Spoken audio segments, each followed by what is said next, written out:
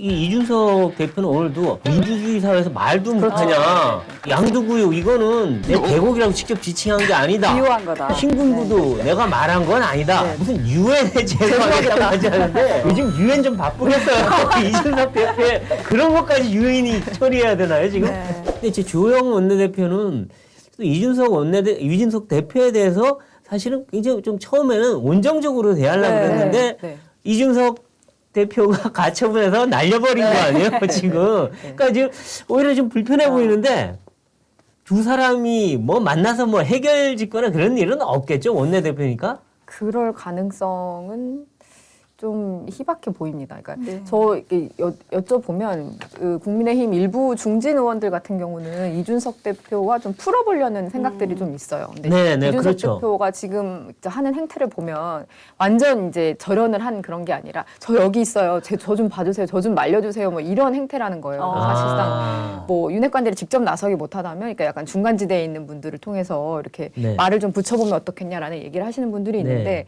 근데 이제 결정적으로 윤핵관들은 이준석 대표가 더 이상 한솥밥을 먹을 수는 없다. 이제 이걸로 이제 끝이다라고 이렇게 확고하기 때문에 앞으로 조금 진전이 있기는 좀 어렵지 않을까. 그냥 담장을 세게 쳐버려갖고 더 이상 서로 넘어왔다 갔다 할 수가 없게 네. 보이는데 예.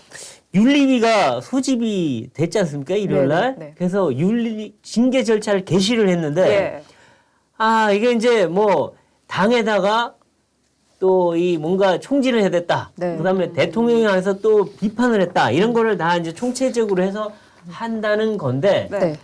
그러면 이번에는 징계를 2차 징계를 하면 저번보다 징계 수위가 높아져야 되잖아요. 네, 무조건 그렇습니다. 그럼 그러면 제명이나 해명, 뭐 제명. 다른 걸로 해야 되는 네. 건가요? 그 가능성 어떻게 보십니까, 지금? 제명이나 아니면 탈당 권유인데요. 탈당 네. 권유일 경우에도 그걸 받아들여지지 않으면 열흘 후에 자동으로 제명이 되기 예. 때문에. 근데 또 제명으로 할 경우에는 비대위 의결 절차 이런 게 필요할 수도 있어서 아예 그냥 탈당 권유의 결론이 날 것 같다. 이거는 거의 뭐 대부분 그냥 이렇게 결정. 권유. 탈당 권유 혹은 아. 제명. 어쨌든 네. 결론적으로는 열흘 안에 제명이라는 예. 결론이 날 것이라는 아. 관측이 가장 큽니다. 근데 이제 이준석 대표는 오늘도 아니 우리 민주주의 사회에서 말도 못하냐. 네, 네. 그리고 뭐 이 양두구육 이거는 내 계곡이라고 직접 지칭한 게 아니다. 비유한 거다. 신군부도 네. 내가 말한 건 아니다. 네, 네. 탄원서에 쓴 거지. 이렇게 네, 하면서 무슨 유엔에 제소하겠다고 하지 않는데 네, 표현의 자유를 걸어. 요즘 유엔 좀 바쁘겠어요. 이준석 대표의 그런 것까지 유엔이 처리해야 되나요 지금? 네. 북한 인권도 바빠 죽겠는데. 근데 아니 정말 이렇게 만일에 탈당 권유가 나오면 이준석 대표는 어떻게 할 것 같습니까? 뭐 권유한다고 받아들일 성격은 아닐 것 같은데. 네, 그래서 이제 제명 수순으로 갈 가능성이 가장 크고요. 근데 네. 그 이후에는 이제 예고했던 대로 이제 장외 투쟁 성격으로 이제 계속 이 스피커. 가처분하고. 네, 네. 네. 계속 떠들고. 네. 뉴욕까지 원내대표- 가려면 뉴욕까지 가야 되나요? 사상 초유의 전임 여당 원내대표의 뉴욕 연설을 듣게 되는데 네. 그리고 원내대표랑 정책위장 뽑히면 또 6차 가처분도 내겠다고 했기 때문에 네. 뭐 이게 무한 반복. 아니 반복될 원내대표랑 정책위장이 뽑힌 게 뭐가 또 법적으로 문제예요? 그러니까 이 모든 과정이 1년 연속선상에 있기 때문에 새 원내대표를 뽑을 이유가 없었다는 거죠. 그러니까 이 앞에 것들이 다 무효이기 때문에 현임 새로 뽑힌 원내대표 아니 그럼 권성동 원내대표가 계속 하라는 소리예요? 원래 원했던 건 그거죠. 그래서 그 비대위 체제, 그러니까 그 당시에 이제 아니 이준석 대표 무슨 법대 나왔습니까? 이렇게 무슨 무조건 법에 걸어요? 네 지금 약간 어쨌든 첫 가처분 신청이 인용된 게 약간은 아니고 굉장히 큰 승리감을 준 건 확실하거든요. 네. 이 정도까지 네. 자기 편을 들어줄 줄 몰랐기 때문에. 예. 그리고 이제 가처분 판결은 계속 같은 재판부가 지금 그러니까 네. 5차 가처분까지 계속 같은 재판부가 하게 돼 있기 때문에 네. 약간 자신감도 있는 것 같고요. 네. 그러니까 28일 날 가처분제 또 심리가 열리는데 네. 그때 자기 말을 받아들여줄 가능성이 크다. 네. 이렇게 보고 있는 그렇게 건가요? 예상하는 거죠. 네. 그렇군요. 네. 한편 또 이제 이준석 전 대표 경찰에 출석해서 12시간 동안 조사를 받았습니다. 귀가 이후에 SNS에 경찰과 조율됐던 대로 조사에 응했다 이렇게 밝혔는데 네. 경찰 조사 결과는 언제쯤 나오게 됩니까? 이 사건이 뭐 아시다시피 이제 성상납 관련 사건인데 이 공소시효가 이번 달 24일까지입니다. 그래서 나흘 남았죠. 네. 그게 23일까지니까 나흘 남았죠. 최장으로 봤을 네네. 때 그런 건데 또 원래 이 알선수재 성상납에 의한 알선수재 혐의는 원래는 7년밖에 안 돼 이미 끝났다고 본 사람들이 많은데 네. 그게 명절 선물까지 네, 네, 다 네. 집어넣어서 한 그게 이제 23일이란 뜻이죠. 네네. 그래서 아. 아마 이번 주 내로 나올 가. 아, 이번 주 내로 경찰 조사가 그러니까 기소냐 네. 아니냐. 네. 근데 이게 두 개가 있어요. 그 이제 알선수 성상납 그 본질 자체가 있고 두 번째는 증거인멸 교사. 예. 그러니까 네. 김철근 네. 그 실장을 통해서 네. 7억의 투자 약정을 맺었다. 네. 이 부분은 이게 무슨 공소시효가 되나요? 안 되나? 이것도 그리고 이제 논란이 있는데. 이준석 대표는 이제 본인과 관계 없다고 선을 그었기 때문에 그거를 이제 이렇게 같이 엎어서 할 가능성이 있을지는 본인 이제 이준석 대표는 일단 이 성상납 사건 본인이 직접 관련된 피고발인으로 명시가 된 이 네. 사건에 집중을 하고 있는 거고요. 이거는 또 특히 그 유튜브 가세현 측이랑 무고죄로 또 얽혀 있는 부분이 있기 예. 때문에 네. 사실관계를 조금 더 정밀하게 들여다봐야 되는 상황이 올 수도 있어요. 사실 어. 자기한테 가장 크리티컬한 이슈는 이 사안인 거죠. 근데 이 성상납 자체에 대해서는 뭐라고 진술을 했다는 얘기가 나옵니까?